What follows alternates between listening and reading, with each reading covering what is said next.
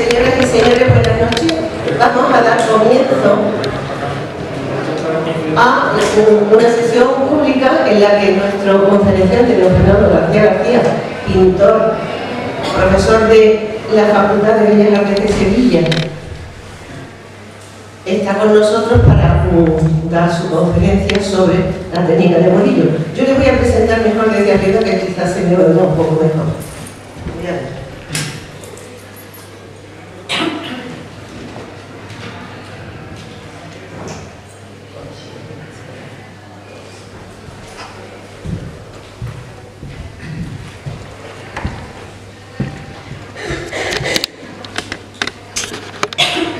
Señoras y señores, académicos y académicas, nuestra Real Academia de Ciencias, Bellas Artes y Buenas Letras, Luis Vélez de Guevara, en su apartado de Bellas Artes, en esta conmemoración del cuarto centenario del nacimiento de Murillo, ha abordado con entusiasmo una programación en torno a este sevillano universal. Y nos hemos sumado a este evento con una ambiciosa programación que nos ha enriquecido, profundizando en el conocimiento del genial pintor. Hemos sido ampliamente recompensados en la gran respuesta que han tenido nuestros actos, tanto en nuestra ciudad como fuera de ella. Nuestra exposición Interpretando a Murillo, en la que han participado una gran selección de artistas locales, será exhibida en la Casa de la Provincia, en pleno corazón de Sevilla, en la Plaza del Triunfo. Esto será en el próximo mes de noviembre, concretamente y seguramente el día 13 de noviembre será la inauguración. Ya tendrán ustedes noticias. Desde los ayuntamientos de otras localidades se nos ha solicitado colaboración para actos relacionados con Murillo y sus seguidores, para una jornada en la que la Diputación de Sevilla compartirá también nuestra exposición. Desde aquí, nuestro agradecimiento a doña Verónica Lama, teniente de alcalde de Cultura, y nuestra autoridad, don David García Hosto, que con tanto interés han gestionado esta exposición. Nuestra programación nos ha hecho asomarnos a ese mundo maravilloso, amable de la pintura de Murillo, a esos personajes que, aun viviendo una época de enfermedades y hambre, dejan una sonrisa dulce como consuelo en los momentos de penuria. Las conferencias en torno a Murillo nos han hecho conocerle mejor y acercarnos más a su obra, haciéndole más nuestro, más cercano, de forma que nuestra admiración por este gran artista se ha acrecentado enormemente y ha hecho aflorar en nosotros el orgullo de que uno de los mejores pintores europeos del siglo XVII haya nacido en Sevilla. Dentro de esta programación nos complacemos en tener hoy con nosotros al profesor don Fernando García García, que disertará sobre la técnica de Murillo desde su aproximación a su obra pictórica desde las copias de Santa María la Blanca. El 15 de noviembre de 2017, el ABC de Sevilla daba la noticia de que la iglesia de Santa María la Blanca recuperaba 2 de los cuadros de Murillo robados por el mariscal Soult en el siglo XIX. No eran los originales, que permanecen hoy en los inventarios del Museo del Louvre y de la colección de Lord Farrington del Reino Unido.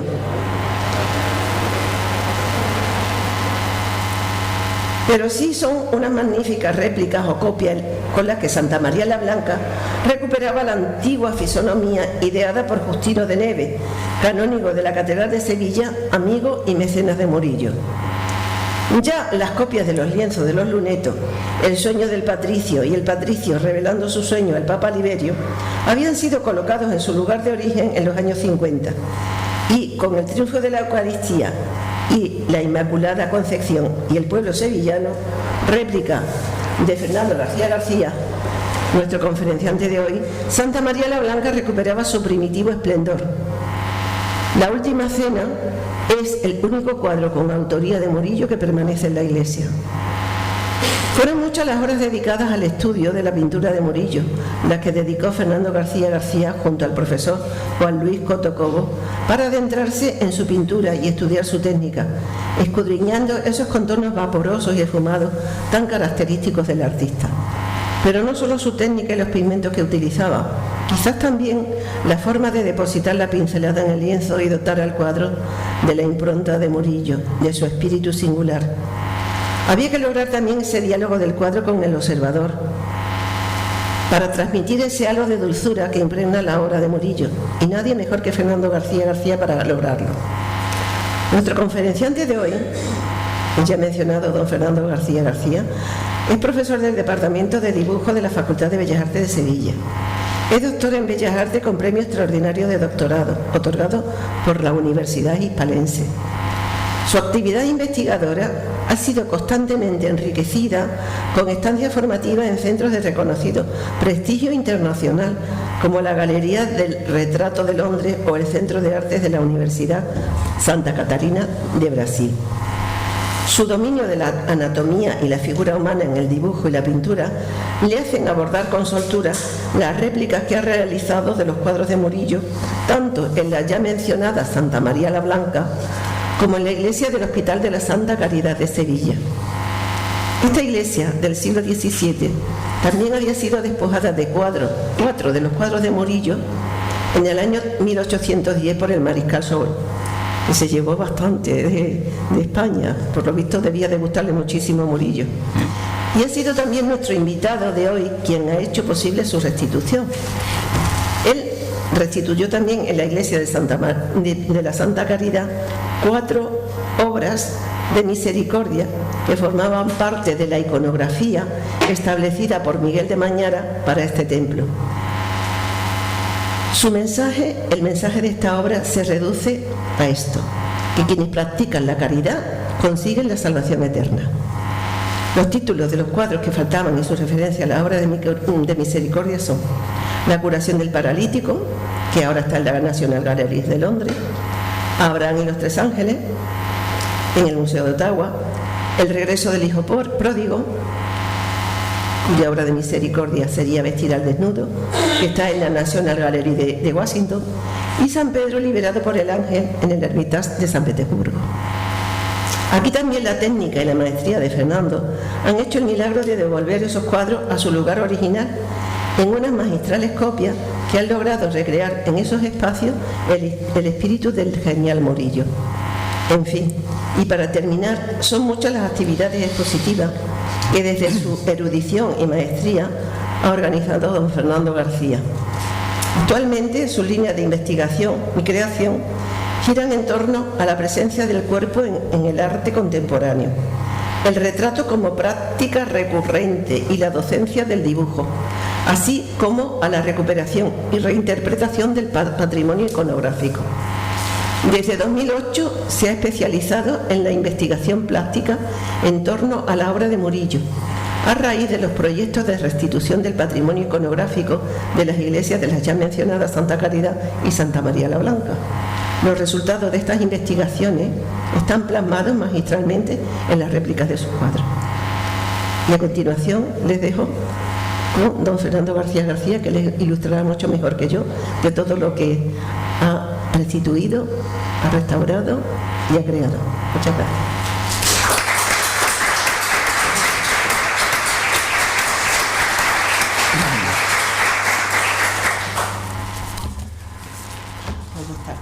Sí. Nos bajamos a proyectar. Sí, es más interesante Sí. que vean las imágenes.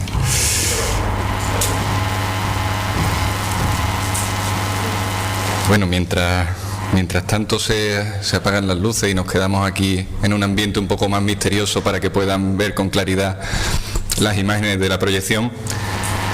Antes que nada, estimados académicos y académicas, buenas noches a todos. Quiero agradecer a esta academia, en la persona de su presidenta, doña Concha Ortega, su amable invitación para compartir con este selecto público lo poco que pueda saber de la técnica de Murillo.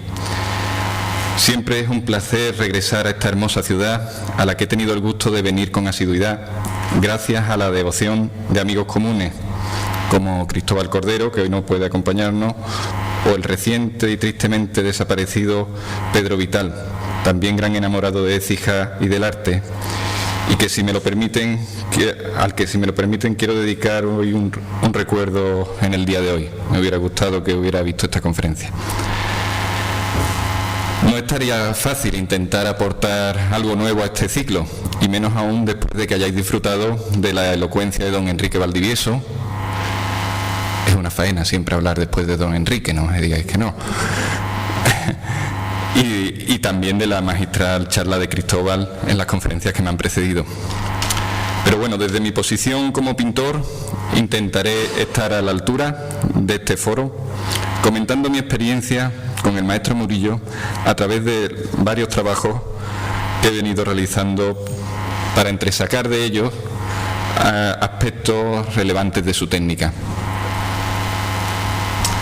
Hemos titulado esta charla La técnica de Murillo, una interpretación desde las copias de Santa María la Blanca, y está estructurada en varias partes, empezando por un recorrido de cómo surgió la génesis de los proyectos que ha mencionado doña Concha, y para irlos analizando y ver cómo se ha llevado a cabo el proceso pictórico de estas interpretaciones, porque al fin y al cabo toda copia es una interpretación, ir entresacando de las similitudes y las diferencias que hemos llevado a cabo con respecto a la técnica de Murillo, aspectos relevantes de esa técnica.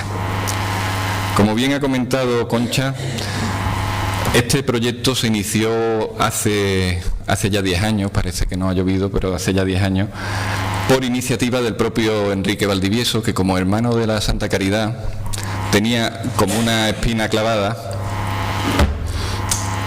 el expolio que en 1810 el mariscal Soult llevó a cabo en varias iglesias sevillanas, despojando de gran parte de su riqueza iconográfica y patrimonial a varias de las iglesias. Sí que le gustaba mucho al mariscal Soult Murillo, no solo le gustaba, sino que fue un expolio sistemático.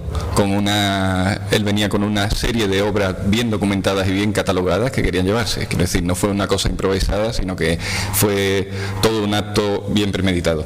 Pues bien, don Enrique Valdivieso contactó con un experto en restauración de la pintura del 17, que es Juan Luis Coto Cobo, un insigne restaurador con más de 40 años de profesión, al que podéis ver aquí a la izquierda en la fotografía. Y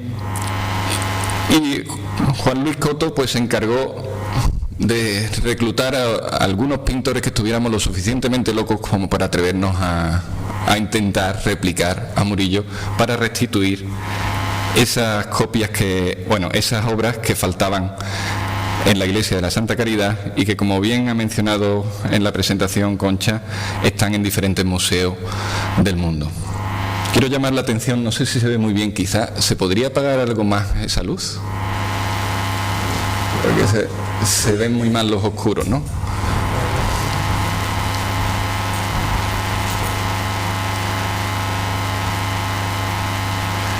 Bueno, estas cuatro obras, como bien ha dicho, formaban parte del ideario de Mañara sobre las obras de misericordia. Así se ven mejor, aunque siguen viéndose bastante oscuras, pero esa misma oscuridad da bien la sensación de cuál es el estado de conservación diferente en el que se encuentran estas cuatro obras. Sobre todo el San Pedro liberado por el ángel, que se encuentra en el Hermitage, que está completamente, como ven, amarilleado y lleno de suciedad y de oscuridades, o el regreso del hijo pródigo de Washington. Si bien las obras que se conservan en el Museo de Ottawa o en la National Gallery de Londres sí están en un mejor estado de conservación y con restauraciones recientes. A través de contactos con estos museos, a través de documentación fotográfica, se abordó ese trabajo, en el que también participó un compañero pintor, don Gustavo Domínguez, al que mando un fuerte abrazo desde aquí. Compartimos un año de pinceles a cuatro manos haciendo estas cuatro obras, que ya las podéis ver aquí restituidas en las paredes de la Caridad. Quizá lo veis mejor aquí también en esta fotografía, la iglesia de la Santa Caridad es todo un artefacto de transmisión de ideas elaborado a partir de la concepción de Miguel de Mañara, y que había encargado a los mejores pintores de la época, a Murillo y Valdés Leal, a Roldán, el altar mayor, que organizaran todo ese recorrido iconográfico que llevaba a su mensaje de salvación. Todo el friso superior estaba compuesto por las obras de misericordia, de las cuales faltaban esas 4: vestir al desnudo, que era la de el regreso del hijo pródigo, visitar a los presos, que es San Pedro liberado por el ángel, dar posada al peregrino, no sé si aparece por aquí, sí, sería este de aquí, Abraham y los 3 ángeles, y socorrer a los enfermos, visitar a los enfermos, la curación del paralítico. Las 4 obras dejaban ese hueco en el mensaje, y Enrique Valdivieso entendía que ese hueco de alguna manera desvirtuaba completamente todo el mensaje de la Iglesia, que se completaba con las otras 2 obras de misericordia en esos 2 lienzos monumentales que han sido recientemente restaurados en el Instituto Andaluz de Patrimonio, que son la multiplicación de los panes y los peces, con la obra de misericordia dar de comer al hambriento, o Moisés haciendo brotar el agua de la peña de Oreb, que reproduce la obra de misericordia de dar de beber al sediento. El programa se cerraba con el magnífico altar mayor de Roldán, en el que da sepultura a los difuntos como principal obra que practicaba la Hermandad de la Caridad, completaba las enseñanzas imbuidas por Miguel de Mañara. Pues bien,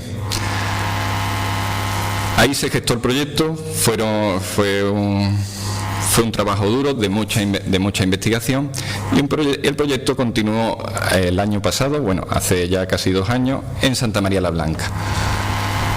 Santa María la Blanca, por el mismo acto de guerra y de expolio del mariscal Soult, había perdido también sus murillos más relevantes. En la nave central, el patricio Juan y su esposa ante el Papa Liberio y el sueño del patricio Juan y su esposa, si bien volvieron a España, solo se pueden visitar los originales en el Museo del Prado, y ya en los años 70 se restituyeron por unas copias, pero las 2 naves laterales permanecían vacías, y a raíz de la restauración integral que había llevado la Iglesia, pues don Enrique nos convocó de nuevo, esta vez Juan Luis Coto como director técnico y yo como pintor, para intentar abordar la reproducción de estos 2 cuadros, que eran los que faltaban en esas cabeceras de las naves laterales.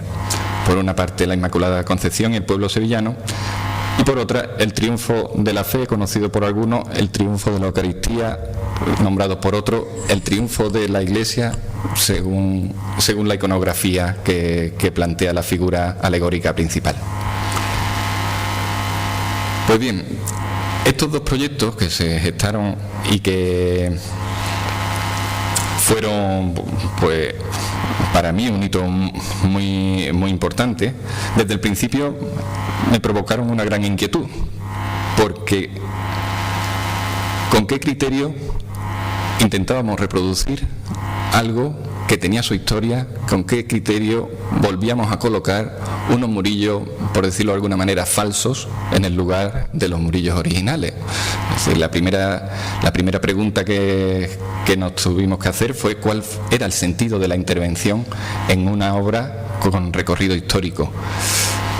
Quizá la respuesta más inmediata y más oportuna que puedo tener a ese respecto es que, de la misma manera que en un cuadro mutilado la restauración intenta restituir parte de los elementos que faltan, reintegrando parte de la pintura cuando hay un hueco, hay una pérdida, si entendemos estas 2 iglesias como una obra global, esos 2 huecos eran unos elementos a reintegrar, simplemente para contribuir a la lectura correcta de la obra de arte total que consideramos que sería esos templos barrocos.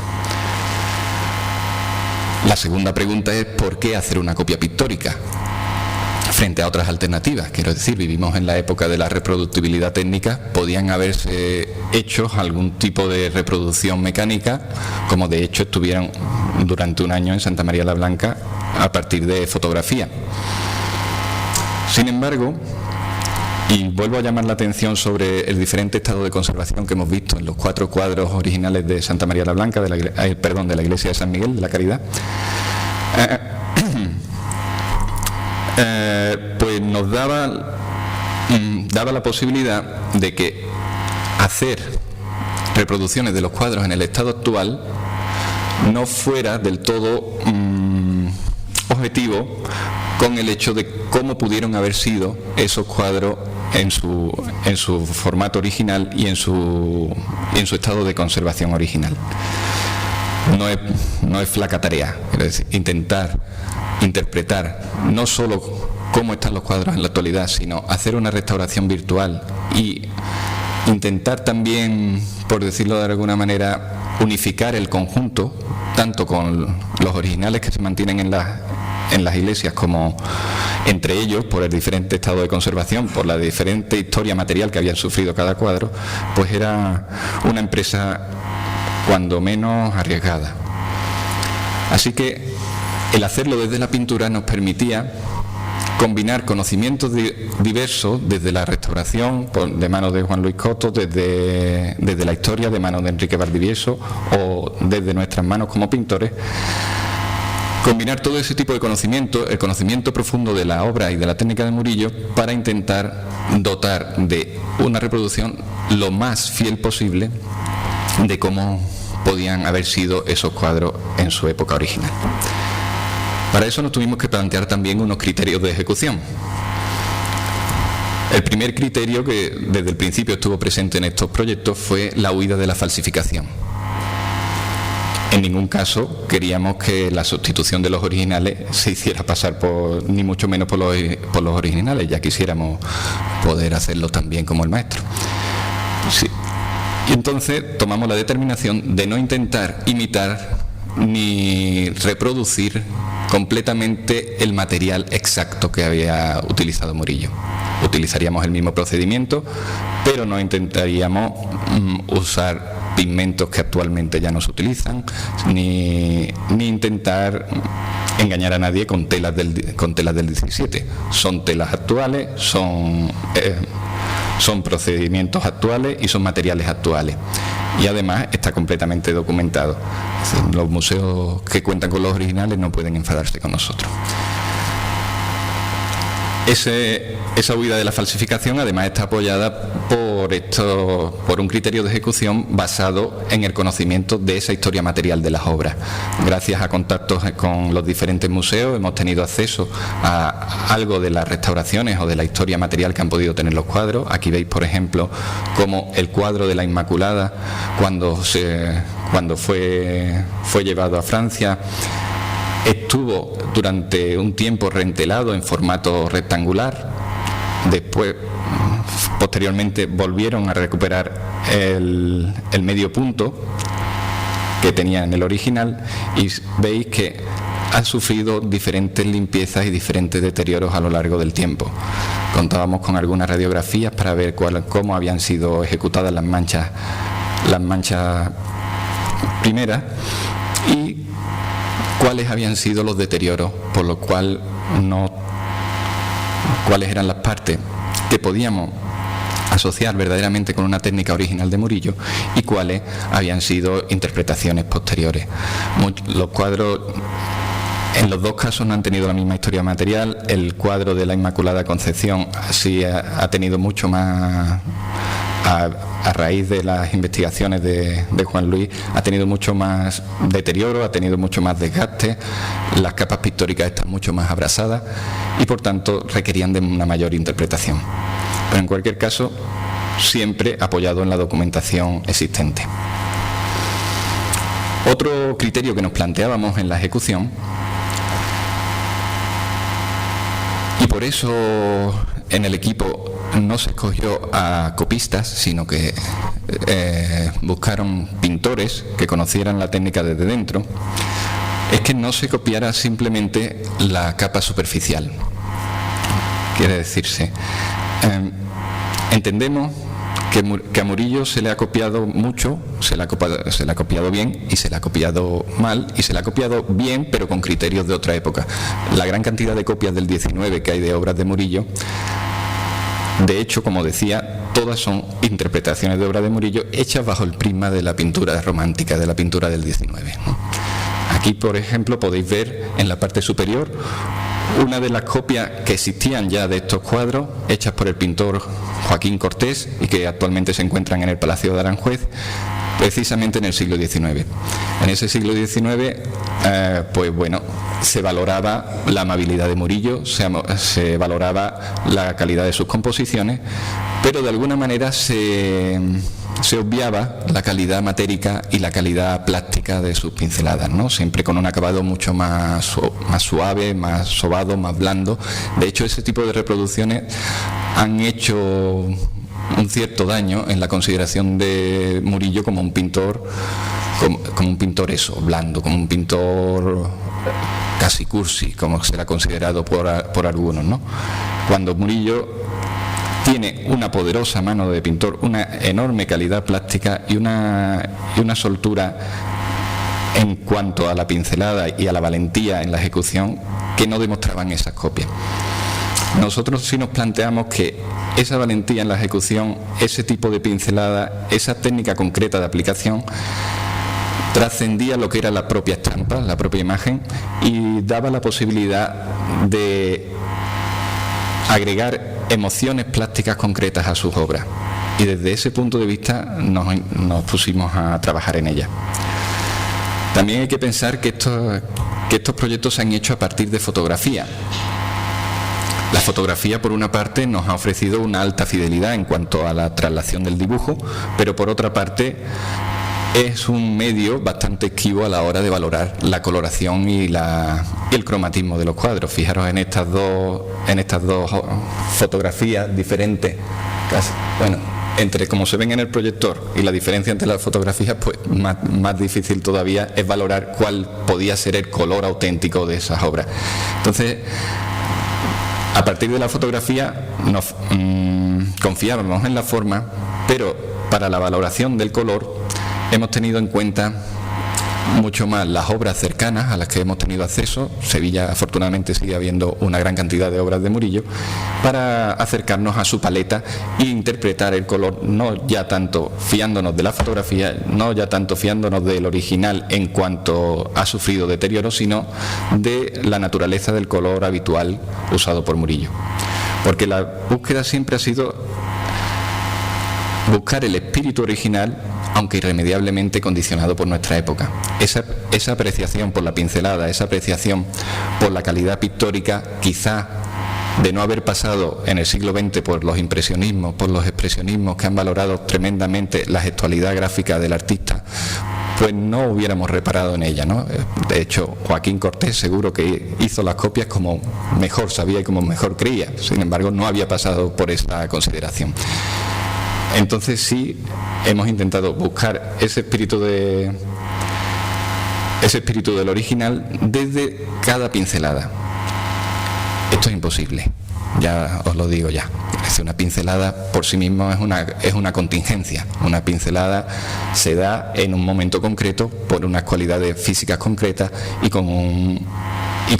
a partir de una decisión concreta que puede ser quitarla o dejarla si funciona. No sabéis lo mal que se pasa con la maestría de la pincelada de Murillo, porque Murillo, que realiza estos cuadros para verlos a más de 5 metros de altura, por ejemplo los de la Caridad, tengo ahora mismo en mente los ojos del padre del hijo pródigo, que cuando los ves desde el suelo, desde abajo, estás viendo perfectamente unos ojos candorosos, casi llorando, abrazando a su hijo, completamente emocionado, pero esos ojos vistos de cerca pues no son más que un churrete magistralmente dado, ¿no? ¿Cómo reproducimos ese churrete? ¿Cómo reproducimos esa pincelada que es única en el tiempo? Pues bueno, lo hemos intentado. Vamos a ver. También, como os decía, los criterios técnicos nos han hecho hacer muchos estudios previos.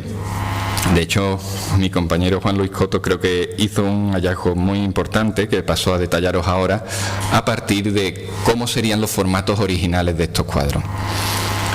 Aquí tenéis los dos lunetos de la nave del Evangelio y la nave de la Epístola. Ya a simple vista se nota un poco la diferencia de tamaño entre ellos. Y como habéis visto anteriormente en las dos reproducciones, veis que las dos obras originales no siguen completamente el medio punto, sino que aparecen cortadas en vertical. Hay algunos autores que defendían que ese corte en vertical no había sido posterior, sino que era original de las obras de Murillo. A raíz del hallazgo de que permanecía parte del marco original y que ese marco original presentaba un corte en inglete, necesariamente lleva a una elevación del marco en 90 grados, ¿no? Pues algunos creyeron que efectivamente los marcos originales también llevarían esa elevación directa del 90 grados. De hecho, incluso Gabriel Finaldi, en la exposición Murillo y Justino de Neves, hace esta recreación posible de cómo podría ser el formato original de los cuadros, aunque sin embargo, como veis, obvia esos dos ingletes y traslada precisamente esa vertical más hacia la derecha. Esto es una cuestión puramente de matemática. Las medidas de los cuadros no corresponden exactamente con la de los lunetos, si bien está claro que en el luneto más grande iba la Inmaculada y en el luneto más pequeño, en la nave de la Epístola, iba el triunfo de la Eucaristía. Esos dos lunetos no acababan de corresponder. Si trazábamos la vertical desde ese ángulo de 45 grados, no acaba de corresponder con las medidas actuales de los cuadros. Después de muchas noches de consulta con la almohada, un día llegó Juan Luis y dijo: sé lo que ha pasado. Sé lo que ha pasado porque habíamos apreciado en la fotografía un rectángulo, en esta fotografía del Louvre, que nos facilitó el Louvre, un rectángulo más oscuro en esta parte. No sé si se ve en la diapositiva. Está aquí remarcado. Ese rectángulo más oscuro correspondía exactamente con el ángulo que hacían las cornisas de la nave alrededor de los cuadros. De hecho, como veis, con las medidas originales, si hubiéramos seguido la vertical de ese inglete hacia arriba, todavía el cuadro hubiera quedado mucho más cortado de lo que está actualmente. Con lo cual, uniendo esas dos evidencias y conociendo la historia material del cuadro, se dedujo que cuando el cuadro había sido reentelado en rectangular, se le habían añadido dos piezas reentelando estos dos elementos, estos dos pequeños rectángulos, que claro, una vez que lo sabes, los ves perfectamente, y ves perfectamente el deterioro y el reentelado incluso a través de la fotografía. El cuadro de Buscott Park también estaba bastante más mutilado. De hecho, incluso la mutilación de uno de los lados había cortado la curva por una parte mayor que por otra. Con lo cual no podía ser que encajaran de esa forma en los lunetos originales. Sin embargo, en las fotografías que se hicieron en cuanto se restauró la iglesia y antes de poner las copias, sí se siguió ese criterio, ¿veis aquí? Subiendo a partir de ese ángulo. Pero eso llevó a un falseamiento en las medidas originales. Esas fotografías estaban reducidas de tamaño para que pudieran entrar con esa vertical. Eso nos llevó, en cualquier caso, a deducir que los marcos originales y los formatos originales de los cuadros hacían un doble ángulo antes de pasar al medio punto. Me parece un hallazgo interesante, fruto de esta investigación, y que de hecho pues nos llevó a tomar la decisión de hacer unos bastidores de madera para colocar las telas ya con los formatos que habíamos deducido, colocando en el hueco la parte de esa oscuridad, de ese repinte hecho sobre la tela reentelada.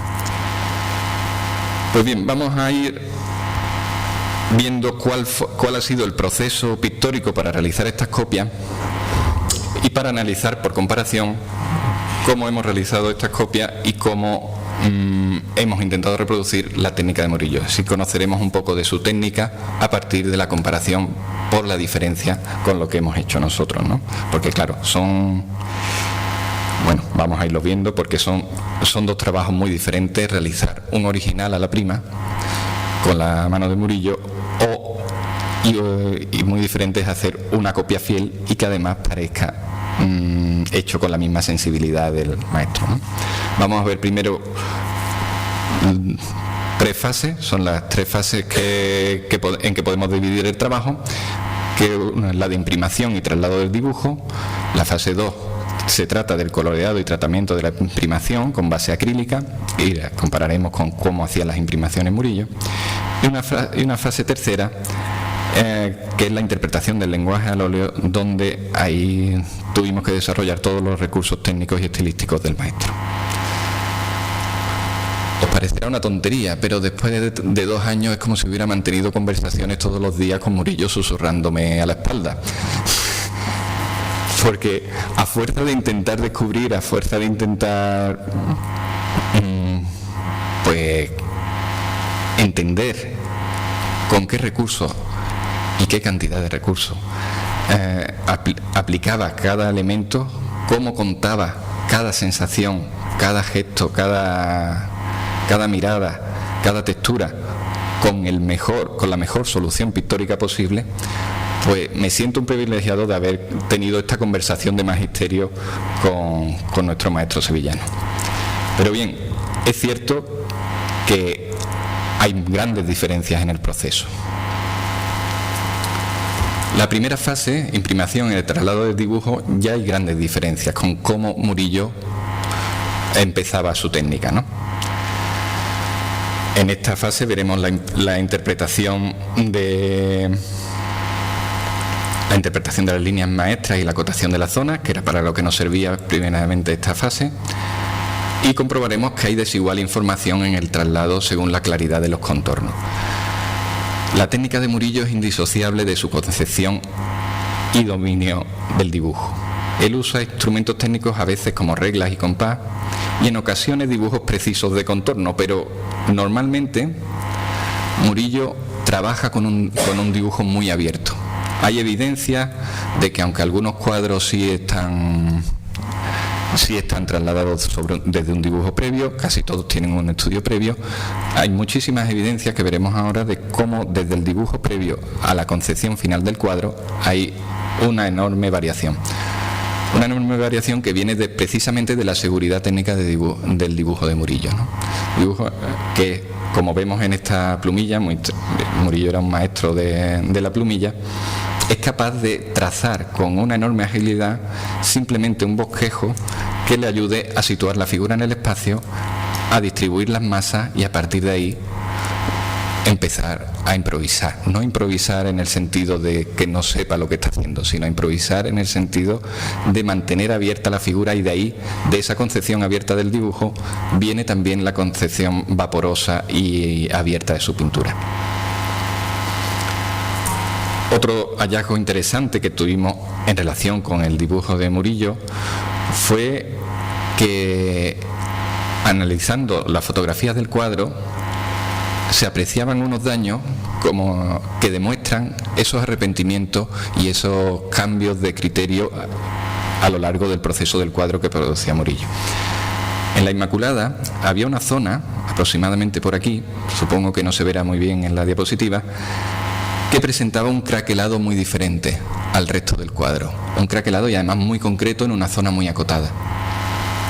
Dado el conocimiento tanto de Enrique como de Juan Luis, como el mío propio, en que las alteraciones de la pintura normalmente corresponden a una capa anterior, podríamos trazar la hipótesis de que Murillo en un primer momento aplicó su azul lapislázuli propio de los mantos de las Inmaculadas, ese azul ultramar, y posteriormente lo volvió a tapar con blanco porque no le satisfizo aquella composición, ¿no? Eso nos hace pensar que este dibujo, encontrado en el álbum primero, según la catalogación de Manuel Amena, de Murillo, y que descubrimos en una conferencia del profesor Benito Navarrete en el Museo del Prado, no es en sí una obra previa a la ejecución del cuadro, sino que es una obra casi de recordatorio posterior al cuadro, porque no refleja ese proyecto inicial de que el manto pasara por delante, ¿no? Y que nos ha descubierto precisamente el estudio de los deterioros de la capa pictórica. Por tanto, Murillo cambiaba a lo largo del cuadro, cambiaba tanto como se puede apreciar en este dibujo del Buen Pastor, en el que la primera composición ya cambia en el mismo dibujo, ya aparecen dos cabezas diferentes, ya aparecen dos posiciones diferentes, aparece aquí un cordero que después no se remarca con tinta y aparece por aquí, y finalmente en el cuadro no solo cambia el cordero de posición, sino el brazo y el cayado del niño, que funciona como un vector en el sentido contrario. Si bien se trasluce, no sé si se ve muy bien ahí, se trasluce que en un inicial momento estuvo aquí. ¿De qué nos habla eso? Nos habla eso de que Murillo aplica la técnica de un consumado dibujante. Un consumado dibujante que no necesita tener el dibujo acabado para poderlo visualizar y para poderlo ir acometiéndolo a lo largo de la figura. Fijaros en este boceto precioso de una anunciación, donde las masas de ángeles pues son simplemente una serie de garabatos que ya dan al maestro la idea de cómo van a ir distribuidas las masas, y que de hecho sirven no solo para esta anunciación del Prado, sino que sirven para dándole la vuelta para otras composiciones similares donde también aparecen los mismos grupos de angelotes o el ángel visto desde el lado contrario. Es decir, Murillo desde su dibujo abierto tiene una visión escenográfica amplísima, casi de 360 grados, y sus bocetos le sirven para idear completamente la escena. Ese proceso de ideación se repite en los cuadros desde el principio, es decir, hay zonas de mucho acabado y zonas de poco acabado.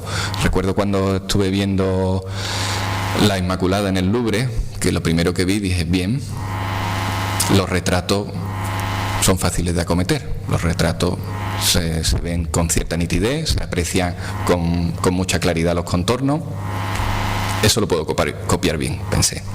Pero cuando vi la evanescencia de los ángeles que se convierten en nubes, de las nubes que se convierten en ángeles, dije, eso no sé cómo lo voy a hacer, porque ahí eso está pintado directamente de la mano del maestro, ¿no? Y esa capacidad de dibujar a la vez que está pintando se observa incluso en gestos gráficos muy propios de él, que hemos reproducido también en algunas de las obras. Fijaros, un gesto muy típico en los dibujos de Murillo, en esas miradas ascendentes, son estos dos golpes de ojos como redondos y ese golpe de nariz. Aparecen muchos dibujos, en este que es un San José con el niño, aparece, y luego viendo alguna zona, esta es una de las reproducciones, parte del triunfo de la Eucaristía, donde los personajes más secundarios que aparecen en último término, fijaros que están, bueno, esto ya es reproducido, y además esta conclusión la he extraído una vez reproducido. Intentando reproducir la pincelada, veo que efectivamente la pincelada con la que está construyendo aquí estas cabezas, que prácticamente no se van a ver, que están en muy último término, pues están hechas con la misma soltura y el mismo gesto gráfico que hace en sus dibujos de tanteo y de esbozo. También se descubre cómo reutiliza partes de otros dibujos como un repertorio en el que se repiten muchos de los elementos, ¿no? Fijaros que esta nube del dibujo de la ascensión de la Virgen es prácticamente idéntica a la que aparece en la parte baja de la alegoría de la iglesia, según criterio, y creo que acertado, del propio párroco de Santa María la Blanca, que es don Miguel Ángel. Aunque bueno, era capaz de mantener ese dibujo abierto, y tengo la sensación de que las obras ejecutadas directamente y solo por Murillo están ejecutadas precisamente a la prima y con el dibujo con pocas acotaciones. Sí que es verdad que en otras ocasiones Murillo sí realizaba un dibujo más elaborado y lo cuadriculaba como para ampliarlo, o por los miembros de su taller, magníficos pintores todos también, tengo que decir, porque se supone que los miembros de su taller habían colaborado también en los cuadros de la Santa Caridad, y allí todo está estupendamente bien pintado. Pero bueno, sí existía ese procedimiento para la ampliación de los dibujos de la cuadrícula que en algunos cuadros con el tiempo se ha transparentado, como en este San Agustín con la Virgen y el Niño de 1664, que se conserva en el Museo de Bellas Artes de Sevilla. Nosotros no tuvimos que recurrir a este subterfugio de la cuadrícula para el cambio de escala. La reproducción mecánica nos permitía tener la fotografía del cuadro original al tamaño original, con lo cual la fidelidad en los tamaños y en los espacios que comparten la figura, pues no había duda que tenían que quedar ahí, ¿no? Una vez resituado con las pérdidas en las partes laterales de los cuadros, pues con la medida completamente 1:1, con una escala 1:1, pues podíamos trasladar el dibujo a partir de un calco rojo, quizá imitando un poco la propia laca roja que utilizaba algunas veces Murillo para reforzar sus dibujos hechos a carbón sobre los cuadros. Esto nos daba unas imágenes, desde luego, mucho más cerradas que con las que Murillo supuestamente empezaría.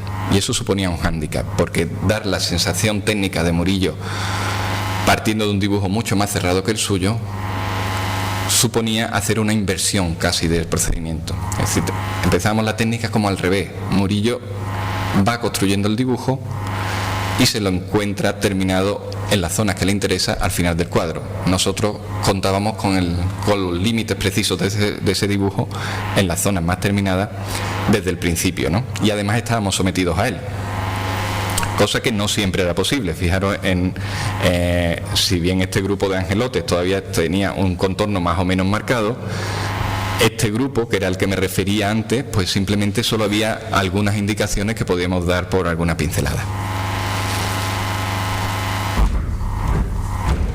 Bien, pues pasamos a la fase 2. No estoy dejando ni que me interrumpan ni que pregunten, pero si alguno tiene alguna duda o quiere alguna pregunta, pues estáis completamente invitados, y si no, pues al final hacemos una ronda. Como queda todavía una parte importante y no quiero cansaros demasiado, voy a continuar entonces. La segunda fase que acometíamos es la fase de coloreado y tratamiento de la imprimación. En esta fase también hay un cambio sustancial de nuestra técnica de ejecución con respecto a la técnica de Murillo.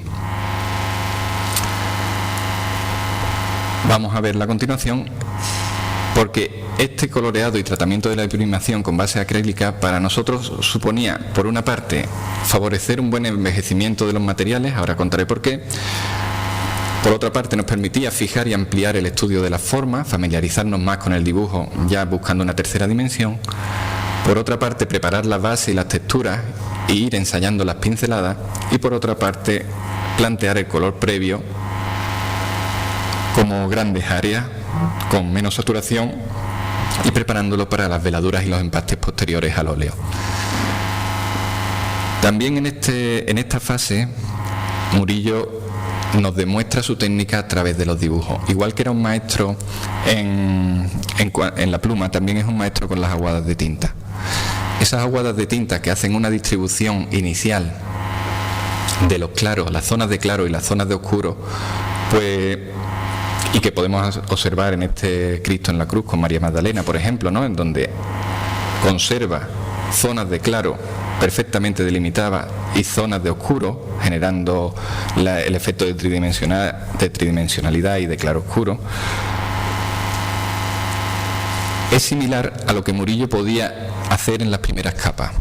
Las primeras capas pictóricas, aquí tenemos siempre con la recurrencia habitual a sus composiciones, fijaros cómo esta adoración de los reyes de 1650-1655 reproduce en gran medida la misma composición que el regreso del hijo pródigo, al menos en el diseño escenográfico, con este gran escalón, con esta especie de tarima que aparece por aquí y la inclinación de los personajes. También ya con una distribución de claros y oscuros hecha desde la propia aguada, ¿no?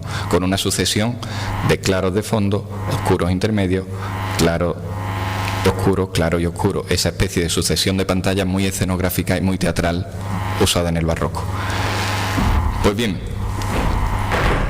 lo que podía hacer Murillo en esas primeras capas de imprimación, si bien no era tan acotado como lo hacíamos nosotros, sí que podía ser algo similar a lo que hacía con sus aguadas. Es decir, partiendo de una base magra, más o menos oscura, bastante más oscura de la que hemos partido nosotros, ahora explicaré por qué, sí podía organizar zonas de claros, grandes áreas de claro y grandes áreas de oscuro sin mucha definición, simplemente distribuyendo las masas, hechas a partir de una base magra, con tierras, normalmente tierras de Sevilla, con tonos parduzcos y con colas animales, ¿no? Para ir preparando ese labrado, esa textura y esa situación amplia de los colores en bases coloreadas por zonas, sobre todo en los lienzos grandes. Es verdad que las bases y las imprimaciones de lienzos pequeños son más unitarias, pero como bien han descrito Balmes y Fuensanta del Museo de Bellas Artes, en ocasiones sí que podía utilizar bases coloreadas por zona. En ese sentido, nosotros hemos intentado hacer esas bases coloreadas por zona, si bien la zona está mucho más restringida. Quiero decir, Murillo ensayaba cómo distribuir la zona en esa misma distribución, yendo de lo más general a lo más particular. Y nosotros estábamos sometidos a los cercos del dibujo final. Lo que sí seguramente hemos hecho igual es plantear el color previo con menor saturación y contraste para preparar las veladuras y empastes posteriores. Lo que sería posteriormente el labrado del color, como decía Pacheco, y que Murillo ya hacía con el óleo.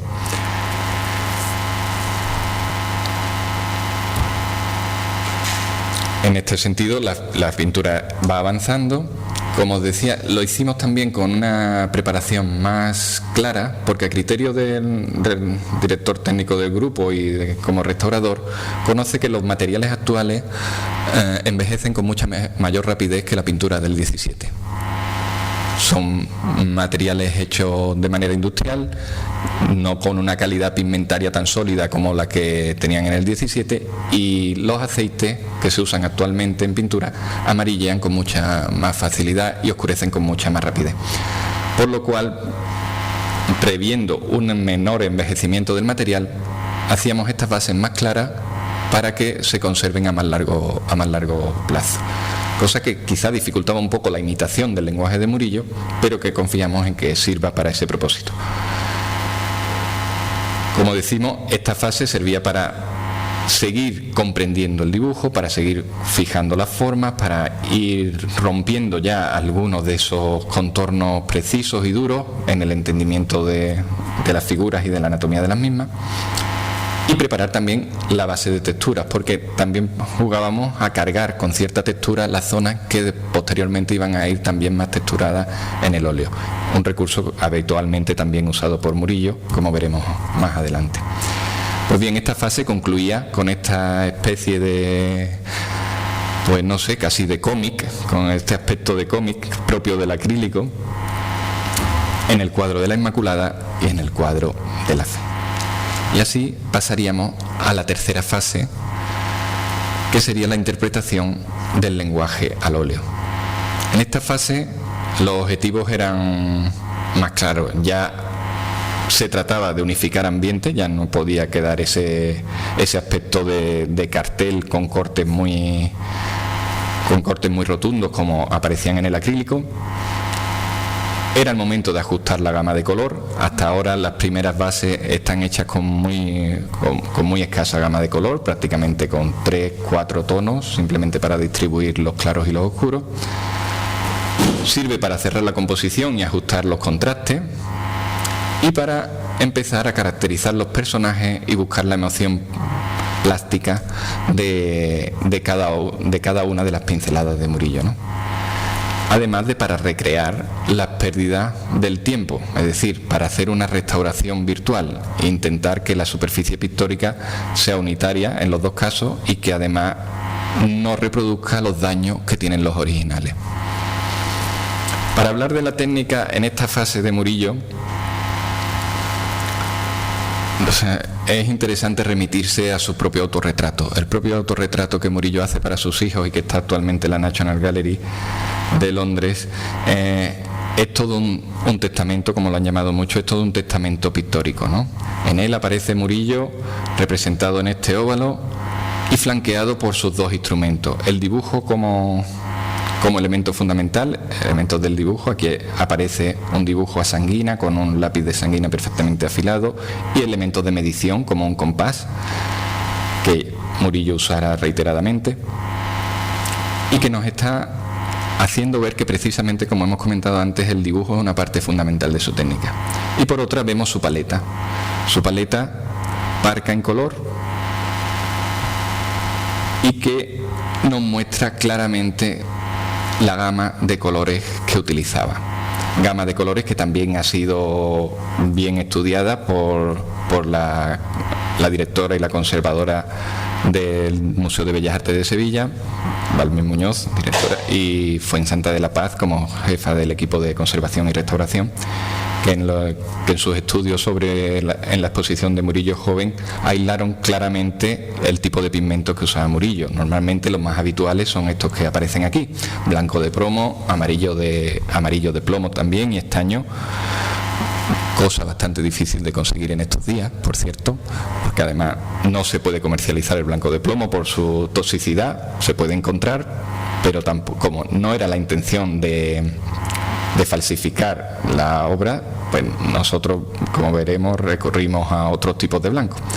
El azul de esmalte, muy utilizado por Murillo y que de hecho ha sufrido un gran deterioro en las obras de Murillo. Murillo usaba el azul esmalte porque era un pigmento más barato, de menor calidad. Lo usaba para los grandes cielos que ahora se ven grises, pero que originalmente pudieron ser mucho más brillantes de color en ese azul, porque el azul esmalte con el paso del tiempo se deteriora y vira a cierto gris.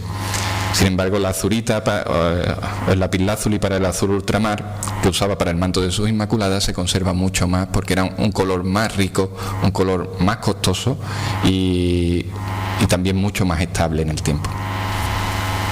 Como veis, la gama es corta: algún bermellón, la laca roja, tierras de Sevilla, tierras de otras localizaciones, pardos, tierra verde, celedonita, glaucomita, malaquita ocasionalmente, normalmente negro de hueso. Algunas veces, como en esta Santa Rufina, podía llegar al puerto de Sevilla algún pigmento especial, como este verde, creo, no sé si este verde es de malaquita, no me hagáis mucho caso porque no lo recuerdo muy bien, pero sí recuerdo que es un color poco habitual en la paleta de Murillo y seguramente caro. Posiblemente llegó al puerto de Sevilla, Murillo pudo permitirse comprarlo porque es un color poco habitual tanto en Murillo como en los pintores de la época, ¿no? Pues bien, nuestra paleta intentó seguir una gama parecida, si bien está hecho con colores industriales de muy buena calidad, pero industriales, ahí los tenéis. Esa es la paleta con la que se han ejecutado pues los 6 cuadros, sí, porque es la misma paleta. Y que a partir de esa paleta nos adentramos en cuáles son los recursos de su lenguaje pictórico. La habilidad técnica de Murillo está en el amplio despliegue de recursos que tiene. Recursos que son de índole compositivo en algunas ocasiones, de recursos que en otras ocasiones nos muestran su amplio conocimiento anatómico y también cómo esa anatomía la distribuía en composiciones muy teatrales. Su amplio abanico también de recursos puramente pictóricos, es decir, de gestos gráficos que aplicados a la pintura de una determinada manera producen un determinado efecto, un efecto de textura, un efecto de de un tejido concreto, de cualquier tela o de cualquier otro elemento. Y luego, por lo que es conocido, la ambientación envolvente con tránsitos sutiles y zonas de dibujo definido con recortes de contraste de claroscuro combinadas con esos tránsitos sutiles y prácticamente evanescentes, ¿no? En cuanto a esa capacidad para la distribución de grupos y espacios paralelos que tanto dio fama a Murillo, precisamente por su capacidad de unir de alguna manera dimensiones diferentes y hacernoslas creíbles, como vemos por ejemplo en este San Bernardo, en esta aparición de la Virgen y San Bernardo, que está también en el Prado. Murillo es muy conocido por esos rompimientos de gloria en los que es capaz de convencerte. Y si es capaz de convencernos a nosotros, imaginaros a los ojos menos acostumbrados a imágenes del siglo XVII, ¿no? Nosotros estamos muy saturados de imágenes, muy saturados de efectos especiales, pero este efecto especial en el XVII debía de ser realmente conmovedor. Y nos convence porque tiene una gran capacidad para hacernos creíble esa relación, dando el toque justo de humanidad a la figura y el toque justo de levedad para convertirlas en algo mucho más evanescente, más vaporoso, más celestial, como dice Enrique Valdivieso, ¿no? Era capaz de pintar las sombras de la tierra y las luces del cielo. Esos espacios paralelos también aparecen diferenciados en nuestra Inmaculada y el pueblo sevillano, ¿no? Donde el peso aparece en lo terreno y la levedad en lo celeste. Era también un maestro en cuanto a la teatralidad de sus composiciones. Fijaros en esta curación del paralítico, como el escenario nos recuerda perfectamente a cualquier tipo de escenario de una ópera italiana o del teatro de la época. No hay que menospreciar quizá la influencia del teatro en este siglo XVII. Es el siglo de las grandes obras teatrales del siglo de oro. Y seguramente pues Murillo tendría una gran afición a ello. Fijaros cómo es capaz de organizar escenas a partir de una caja teatral, ¿no? En este caso. Escenas que, de nuevo, las hace creíbles por un enorme naturalismo anatómico. Murillo que prácticamente no pinta desnudos porque no es propio de los estamentos que le encargan las obras. Sin embargo, es un enorme conocedor de la anatomía.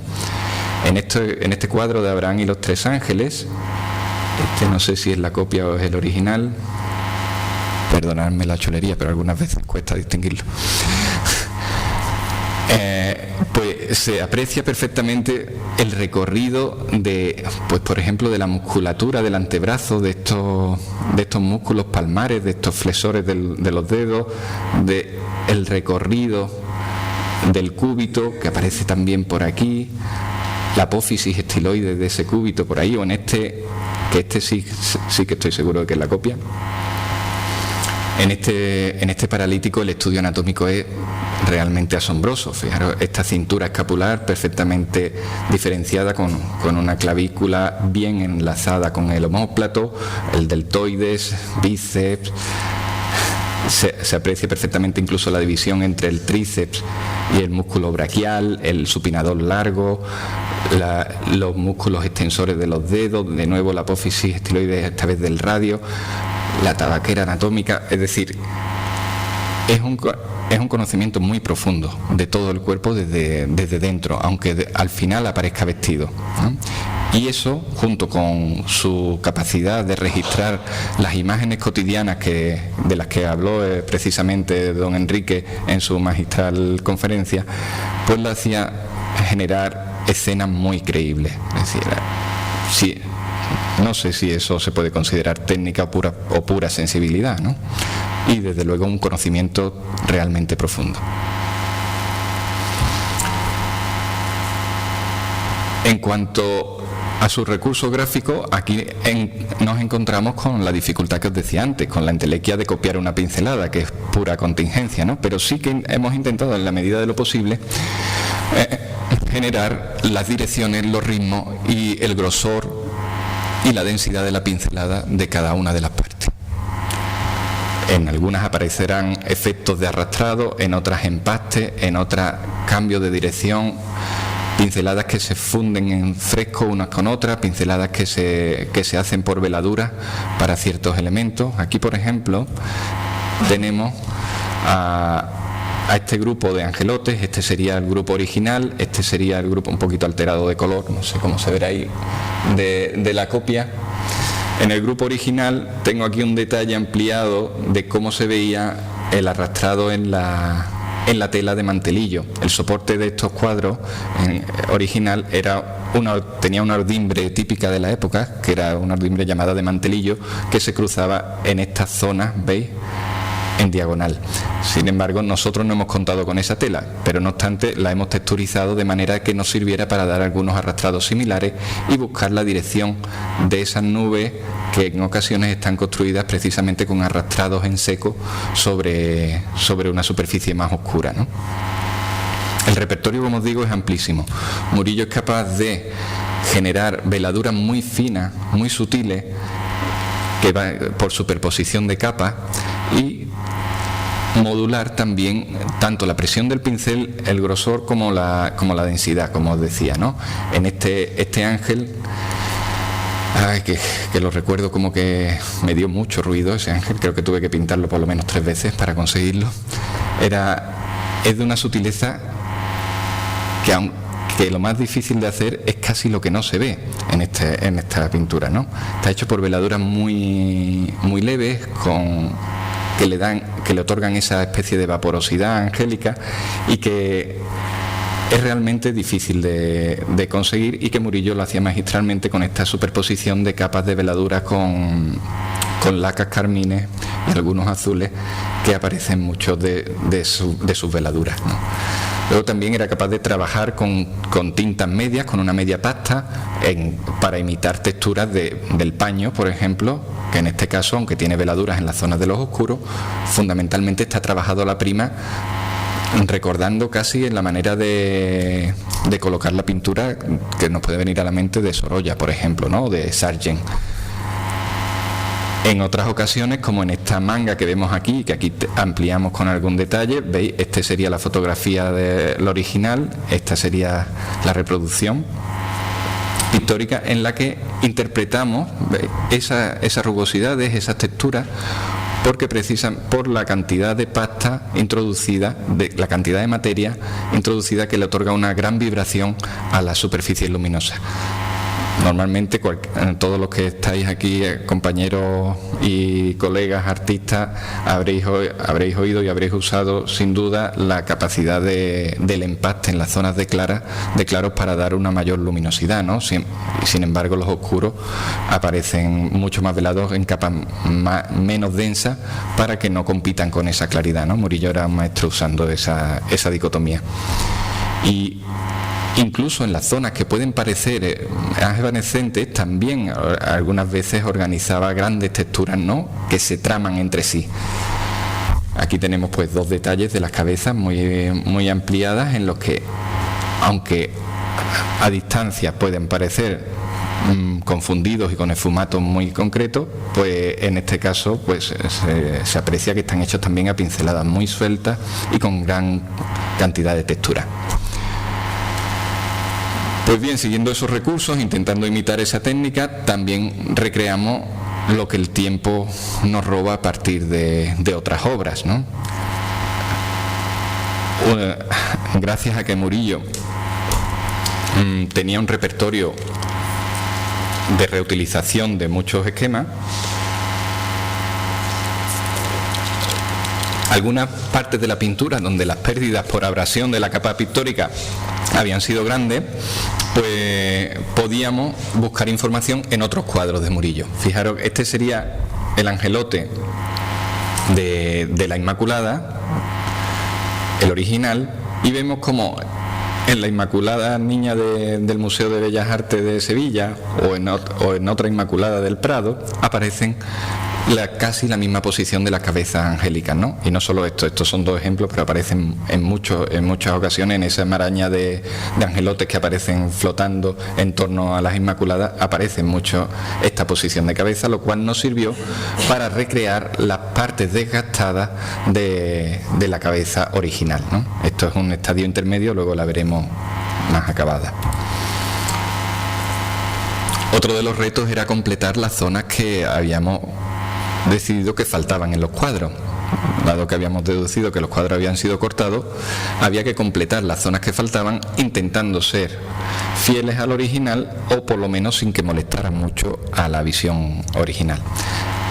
El ángel de la alegoría de la iglesia aparecía cortado por este sitio como hemos visto anteriormente. Para reinterpretarlo, pues tuvimos que continuar la manga, inventar el vuelo de este paño, siguiendo los vuelos de los paños de las Inmaculadas y en esa especie de ingravidez o de aire cósmico que algunos críticos llaman. En el lado contrario, el original estaba cortado por aquí, ¿no? Antes de la muñeca de este personaje. Para seguir un poco las trazas de Murillo, recurrimos a otras obras donde aparecían personajes en posiciones similares para reproducir el manto que necesitábamos y el efecto que teníamos, ¿no? De hecho, aquí yo recuerdo que pensé que aunque esta manga no se veía, compositivamente completaba un poco el triángulo que marcaba todo el grupo. Entonces, era como un elemento de tensión más que añadía a la composición. Quizá un poco atrevido, pero de todas formas integrado dentro de ese conjunto. Otros desgastes quizá menos apreciables eran el fular de la Inmaculada, que por entender que aparecía algo de pigmento de otra coloración y ver en varias imágenes de Inmaculada hechas por Murillo ese fular dorado, esa cinta que acompañaba aquí en el pecho, pues nos decidimos a interpretarlo potenciando un poco esa coloración, ¿no? Otros elementos como el que podemos ver en la mano que sostiene la llave de la fe, que en el cuadro original, quizá por desgaste de veladuras, había perdido parte de su forma, ¿no? Quedaba un poco como abotargada, y sin perder las trazas originales, añadiendo algunas veladuras, pues se incorporaba algo del volumen que podía haber tenido esa mano. Es decir, estos son aportaciones, ya digo, interpretaciones que pueden ser más o menos acertadas, pero que en su momento nos han parecido adecuadas para que la interpretación se acerque a lo que pensamos que pudo haber sido. Bien, pues si os parece, podemos ver un poco el proceso completo que os he ido contando en función de algunos detalles de este cuadro, por ejemplo, del triunfo de la fe, de la alegoría de la iglesia, según quien lo nombre. Aquí vemos ese dibujo inicial marcado con rojo, como veis muy cerrado porque estábamos sometidos a esa fidelidad de contorno, y que poco a poco, por la aparición de las capas pictóricas, hay que ir perdiendo para volver a ir encontrando. En este caso veis que empieza a texturizarse ya con la base acrílica cargada con sulfato cálcico o con carbonato cálcico. Estuvimos haciendo un poco más de carga para ir dotando de textura que después pudiera servirnos en esos arrastrados. La primera aproximación al colorido a partir de las manchas de acrílico, y como veis se va aproximando, aunque todavía está muy lejos de parecerse al cuadro original, ¿no? De hecho, no sé, una mala cara terrible tenía aquí la pobre alegoría.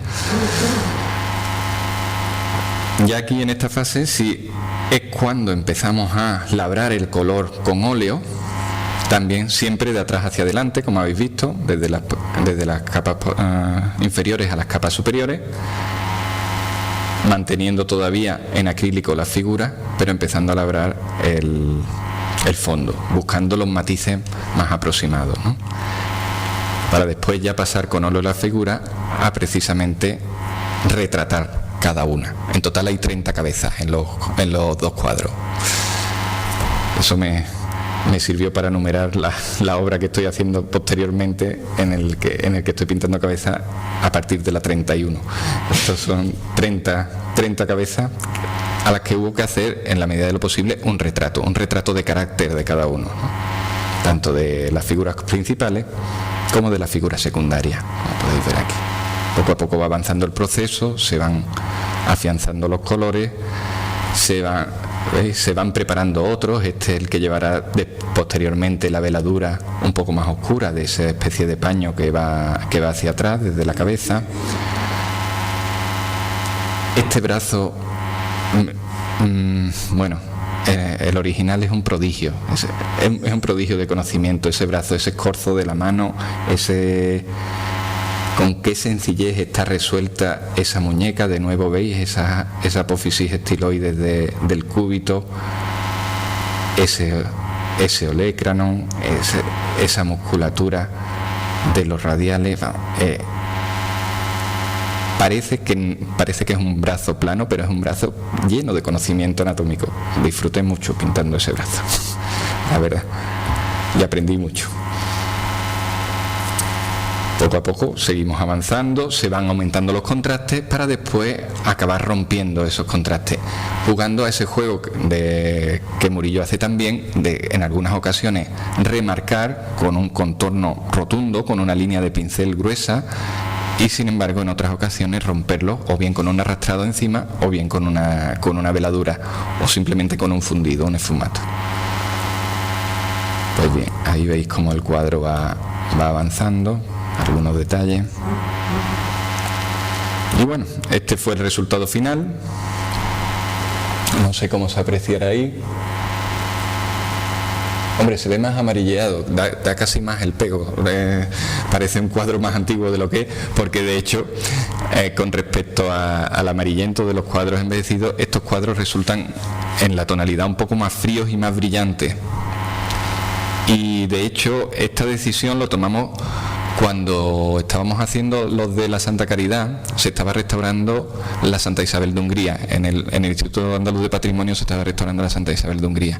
Según se retiraban los barnices, los colores aparecían mucho más vibrantes y más brillantes.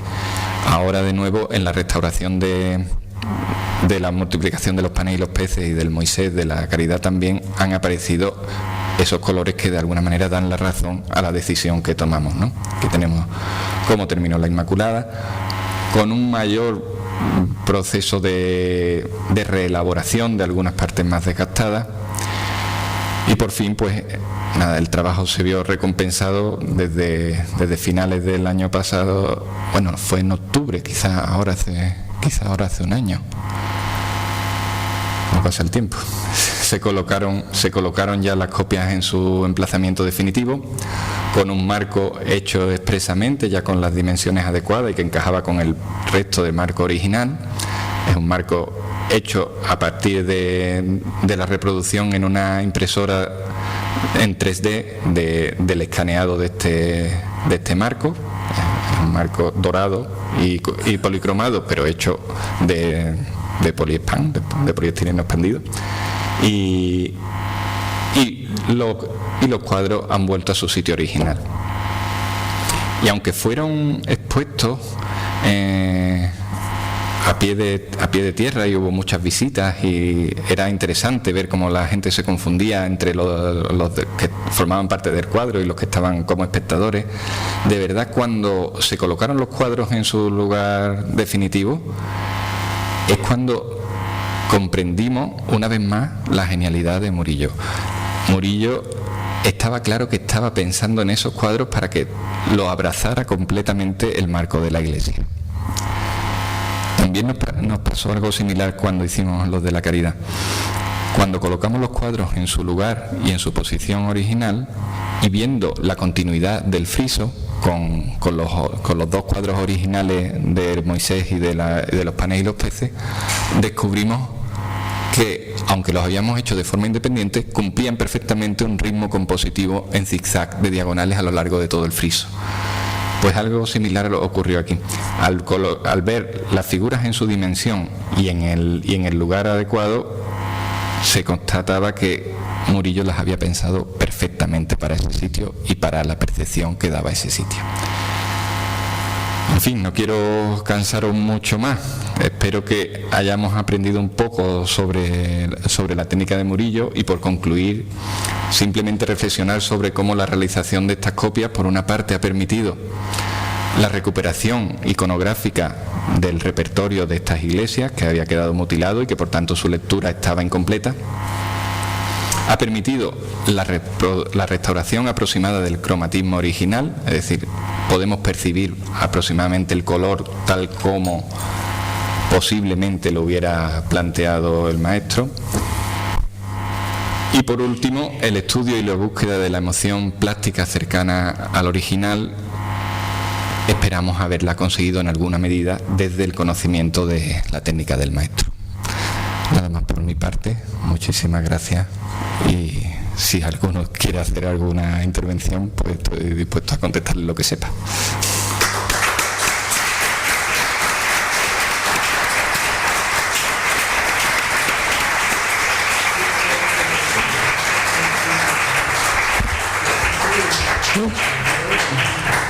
Es un poquito tarde, pero sí. ¿Alguna preguntita? ¿Alguien quiere hacer alguna pregunta? Yo quiero hacer una pregunta, una afirmación. Yo soy pintor en Mundial Murillo, hace un poco de un tamaño grande y tal y cual.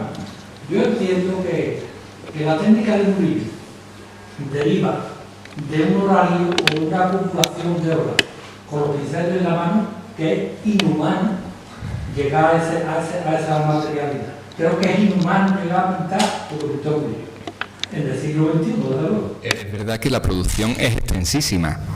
En parte por eso no se entiende que lo hiciera él solo. Quiero decir, había un taller detrás, un taller con unas manos perfectamente adiestradas. Sin embargo, es verdad que Murillo tocaba bastante sus propios cuadros. Es una producción altísima. También es fruto de su maestría. Es decir, cuando ves las soluciones tan ágiles que hace en estos cuadros de gran formato, porque es verdad que los cuadros de pequeño formato, estoy pensando por ejemplo en el retrato de San Fernando que hay en la catedral, es un cuadro que está perfectamente acabado, pulido, con los ojos perfectamente delimitados, ¿no? Y claro, que conlleva un tiempo de ejecución relativo. Sin embargo, los cuadros grandes que están hechos para verse a grandes distancias, lo que es apabullante es la soltura con la que están hechos.